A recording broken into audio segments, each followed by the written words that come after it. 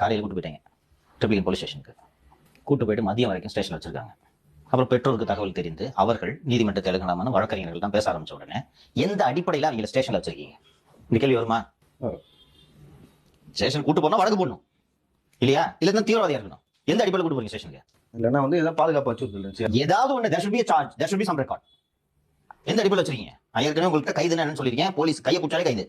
மதியத்துக்கு மேல கொண்டு போய் சமுதாய நலக்கூடம் பக்கத்துல ஏதோ ஒரு அங்க போய் வச்சிருக்காங்க. பேரண்ட்ஸை பார்க்க உள்ள பேரண்ட்ஸ் எல்லாம் ட்ரிபிள் போலீஸ் ஸ்டேஷன் வாசல் நிற்கிறாங்கப்பா. பேரண்ட்ஸ், வக்கீல்.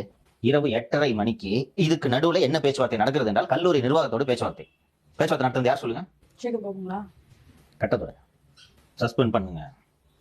நல்ல பிரின்சிபல் நியாயம் பண்ணும். என்ன கல்லூரி நிகழ்ச்சியா சார்? வளாகத்தோடு நடந்துச்சா சார்? என்ன அஃபென்ஸ் சார் பண்ணா?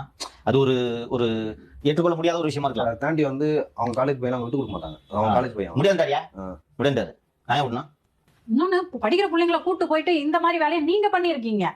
அவங்க தூக்கிட்டு போய் சொன்னது சொல்லி உத்தரவிட்டது அருண். ரொம்ப சென்சிட்டிவான விஷயம் சார்.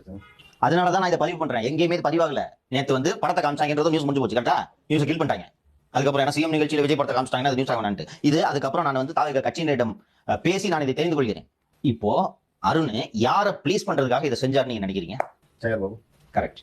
உங்க விஜய் காலத்துக்கு வந்துட்டா